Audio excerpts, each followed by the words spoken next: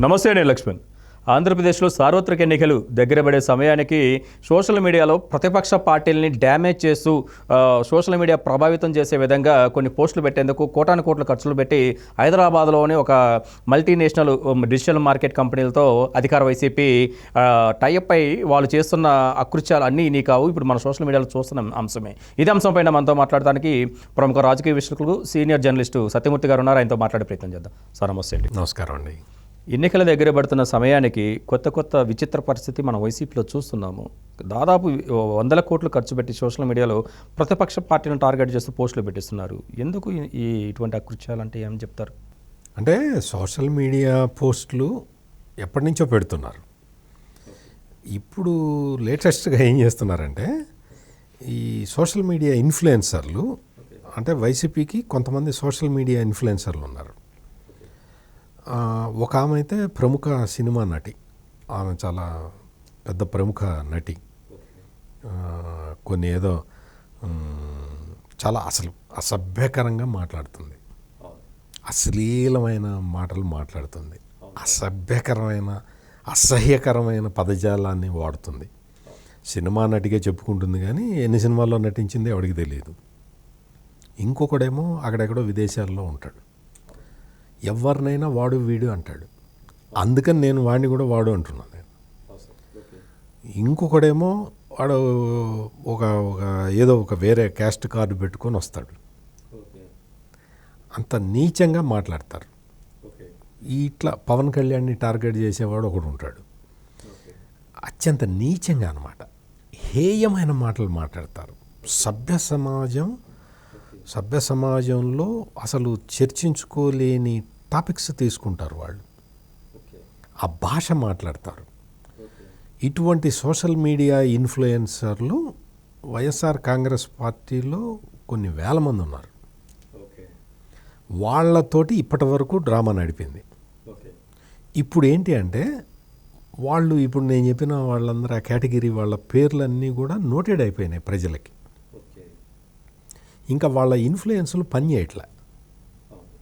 వీళ్ళందరూ కూడా జగన్ దగ్గర నుంచి కొంత ఏదో డబ్బులు తీసుకొని చేస్తున్నారు, వీళ్ళకి విశ్వసనీయత లేదు అనేది ప్రజలకు అందరికీ అర్థమైపోయింది.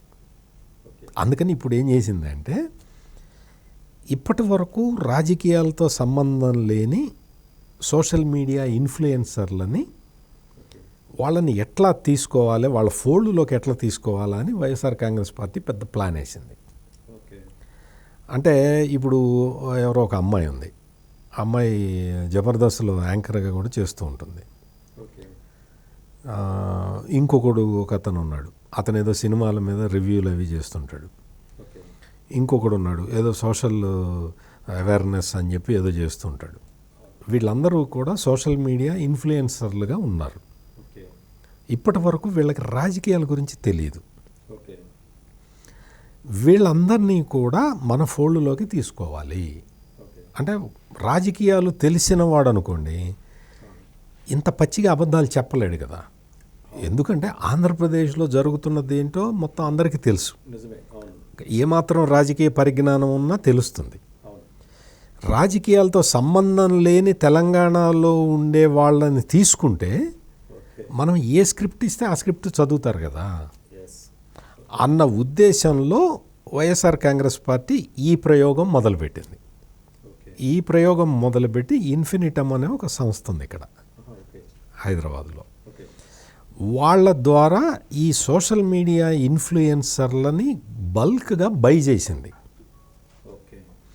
వాళ్ళందరూ ఏంటంటే ఈ ఇన్ఫినిటమ్ అనే సంస్థలో వాళ్ళందరూ వాళ్ళతో కాంట్రాక్ట్లో ఉన్నారు. అంటే కొంతమంది కాంట్రాక్ట్లో ఉన్నారు, కొంతమంది ఫ్రీలాన్స్ చేస్తున్నారు, కాంట్రిబ్యూట్ చేస్తున్నారు, ఇటు రకరకాల, అంటే వాళ్ళ మధ్య టర్మ్స్ అండ్ కండిషన్స్ ఏమున్నాయో మనకు తెలియదు.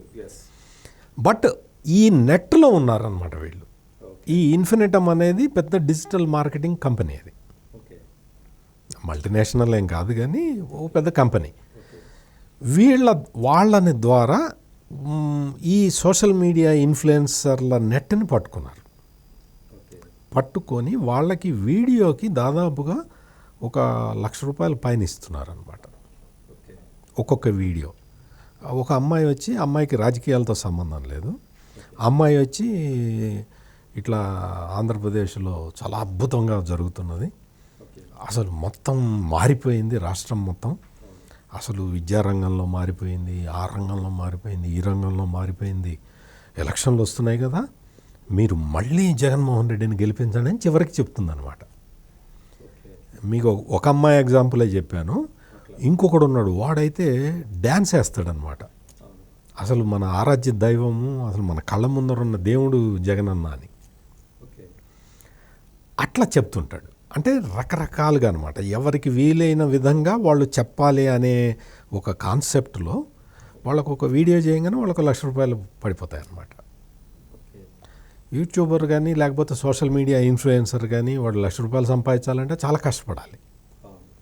ఇది సులభంగా జరిగిపోతుంది కాబట్టి ఈ పందాన్ని వాళ్ళు యాక్సెప్ట్ చేశారు. కాకపోతే ఇక్కడ దురదృష్టకరమైన విషయం ఏంటంటే ఈ సోషల్ మీడియా ఇన్ఫ్లుయెన్సర్లు వచ్చేసి జగన్కి అనుకూలంగా మాట్లాడటంతో వాళ్ళకి సోషల్ మీడియా చాలా ప్లాట్ఫామ్స్లో వాళ్ళకి ఉన్న మొత్తం ఫాలోయర్స్ మొత్తం తగ్గిపోవటం మొదలుపెట్టారు. అంటే నువ్వు కూడా రాజకీయాలు చేయడం మొదలుపెట్టావా అని ఒక నిర్ణయానికి వచ్చేసి ఈ 4-5 రోజుల్లోనే ఈ సోషల్ మీడియా ఇన్ఫ్లుయెన్సర్లు ఇప్పటివరకు చాలా బలంగా ఉన్నారు, వాళ్ళ బేస్ కూడా కదిలిపోతున్నది జగనన్న పుణ్యమా అని ఈ విధమైన ఇది చేస్తూ ఉన్నాడు. మొన్న మనం చూసాం, ఒక cinema director come producer come రచయిత కమ్ సినిమా ఇండస్ట్రీలో చాలా ప్రముఖ వ్యక్తి కోన వెంకట్ అని ఉన్నాడు. ఆ కోన వెంకట్ బాపట్ల జిల్లా కర్లపాలెం మండలానికి సంబంధించిన వ్యక్తి. ఆయన కజిన్ బ్రదరే ఇప్పుడు ఎమ్మెల్యే అక్కడ, కోన రఘుపతి. ఆయన డిప్యూటీ స్పీకర్గా కూడా చేశాడు. ఈ కోన వెంకట్ ఏం చేశాడంటే మొన్న ఏదో కర్లపాలెం వెళ్ళాట. కర్లపాలెం వెళ్ళినప్పుడు అక్కడ ఒక ప్రభుత్వ స్కూల్ని సందర్శించాట. స్కూల్ని సందర్శించగానే అసలు ఆ స్కూల్ మారిపోయిన విధానం నాకు ఎంతో ఆశ్చర్యం కలిగించింది అని పోస్టులు పెట్టాడు. ఏం ఆశ్చర్యం కలిగించింది? ఎంతమంది డ్రాప్ అవుట్లు ఉన్నారు? సంవత్సరానికి 2 లక్షల మంది డ్రాప్ అయిపోతున్నారు పిల్లలు ఆంధ్రప్రదేశ్లో స్కూళ్ళల్లో చదువుకోలేక. 4,000 స్కూళ్ళని, ప్రభుత్వ స్కూళ్ళని మూసేశారు. విచిత్రంగా ఏంటంటే 2,700 ఎయిడెడ్ పాఠశాలల్ని మూసేశారు. ఎయిడెడ్ పాఠశాల అంటే అది గవర్నమెంట్ నడిపేది కాదు, కొన్ని సంస్థలు నడుపుతూ ఉంటాయి. వాటికి టీచర్లు ఇచ్చే శాలరీలని ప్రభుత్వం రియంబర్స్ చేస్తుంది. అటువంటి ఎయిడెడ్ స్కూళ్ళు మూతపడ్డాయి. అసలు ఇంకొక విచిత్రం ఏంటో తెలుసా? 2,700 ప్రైవేట్ స్కూల్స్ మూతపడ్డాయి. అసలు ప్రైవేట్ స్కూళ్ళు మూతపడ్డాయి. గవర్నమెంట్ స్కూళ్ళు మూతపడితే ఆ బిజినెస్ అంతా ప్రైవేట్ స్కూళ్ళకి రావాలి కదా. 2,700 ప్రైవేట్ స్కూళ్ళు మూతపడ్డాయి ఆంధ్రప్రదేశ్లో. ఇటువంటి పరిస్థితులు ఉంటే నాడు నేడు అనే ప్రోగ్రాం జగనన్న పెట్టడం వల్ల అసలు విద్యా వ్యవస్థ అద్భుతంగా ఉందని చెప్పి కోన వెంకట్ లాంటి ఒక వ్యక్తి, అంటే సినిమా రంగానికి సంబంధించిన వ్యక్తి కదా, ఆయన అంటే చాలామందికి తెలిసి ఉంటాడు కదా, ఆయన చేత వావ్ ఏముంది స్కూలు, చాలా అద్భుతంగా ఉంది, అసలు నేను ఎక్స్పెక్టే చేయలేదు, మా ఊళ్ళో అసలు కర్లపాలెం అనే ఒక చిన్న ఊళ్ళో ఇంత అద్భుతం జరిగిందా అని పెట్టిస్తే అందరూ ఇన్ఫ్లుయెన్స్ అవుతారు అనుకుంటున్నాడు. కానీ మరి ఇన్ని స్కూళ్ళు మూతపడ్డాయి. అసలు టీచర్ రిక్రూట్మెంట్ లేదు. ఇంత దారుణమైన పరిస్థితుల్లో ఆంధ్రప్రదేశ్ విద్యా వ్యవస్థ కొట్టుమిట్టాడుతుంటే కోన వెంకట్, నీకు ఈ విషయాలన్నీ తెలుసా? నువ్వు ఎట్లా చెప్తావు నాడు నేడు సక్సెస్ అయిందని? రాష్ట్ర ప్రభుత్వం అవన్నీ కూడా నాడు నేడు ప్రోగ్రాంలో స్కూళ్ళను రిపేర్ చేయటం అంతా కూడా రాష్ట్ర ప్రభుత్వ నిధులు కాదు, కేంద్ర ప్రభుత్వం ఇస్తుంది, నరేంద్ర మోడీ ఇస్తాడు. అటువంటి నిధులని వాళ్ళు పెట్టిన కండిషన్లు ఫుల్ఫిల్ చేయలేకపోవటం వల్ల 4,000 కోట్ల రూపాయలు ఆగిపోయినాయి రాష్ట్రానికి రావాల్సినవి. సర్వశిక్ష అభియాన్లో దాదాపుగా 8,500 కోట్ల రూపాయలు అవి వాళ్ళు కేంద్ర ప్రభుత్వం ఇస్తున్నది. సర్వశిక్ష అభియాన్లో కొత్త టీచర్లను తీసుకోవట్లేదు, ఉన్న టీచర్లకి జీతాలు ఇవ్వట్లేదు. సర్వశిక్ష అభియాన్ టీచర్లు అయితే ఏడుస్తున్నారు. అవును, నిజం, చూస్తున్నాం. ఈ విధమైన పరిస్థితులు ఉన్న విద్యారంగాన్ని మిస్టర్ కోన వెంకట్ నువ్వు ఎలా పొగుడుతావు? వాస్తవాలు తెలుసుకొని మాట్లాడాలి. అందుకనే ఇప్పుడు మొత్తం ఈ సోషల్ మీడియా ఇన్ఫ్లుయెన్సర్లు ఎవరైతే తటస్థులుగా ఉండి ఏదో వేరే వేరే రంగాల్లో వాళ్ళు సోషల్ మీడియా ఇన్ఫ్లుయెన్సర్లుగా ఉన్నవాళ్ళు వచ్చి రాజకీయాలు మాట్లాడుతుంటే వాళ్ళ ఫాలోయర్లు తగ్గిపోతున్నారు. అయితే ఈ సోషల్ మీడియా ఇన్ఫ్లుయెన్స్గా ఉన్న వైసీపీకి వాళ్ళు ఈ విధంగా మాట్లాడతాం, అక్కడ ఉన్న నగ్న సత్యాలన్నీ అబద్ధాలు అవన్నీ జగన్మోహన్ రెడ్డి గారు బాగా చేశారని చెప్పటం, వీళ్ళు బయటకు చెప్పటం వల్ల వీళ్ళు ఆంధ్ర ద్రోహులు కారండి? ఆంధ్ర ద్రోహులు ఏంటి? వీడియో వేస్తుంటే ₹1,00,000 పడుతుంటే మిగతా విషయాలు అంటే వాళ్ళ అసలు వాస్తవంగా కూడా వాళ్ళ ఆంధ్రప్రదేశ్కి సంబంధం లేని వాళ్ళు. వాళ్ళందరూ హైదరాబాదులో ఉండేవాళ్ళు, తెలంగాణ వాళ్ళు. తెలంగాణ వాళ్ళ ఆంధ్ర వాళ్ళ అని కాదు. వాళ్ళకి ఏంటంటే మనిషికి ఒక బలహీనత ఉంటుంది కదా, ఆ బలహీనతతోటి ఆడుకుంటున్నారు. ఇప్పుడు వాస్తవం తెలిసిన తర్వాత ఒక అమ్మాయి ఏం చెప్పింది అంటే, అమ్మాయి బయటకు వచ్చి వాళ్ళ ఇందులో పెట్టింది, పోస్ట్ పెట్టింది.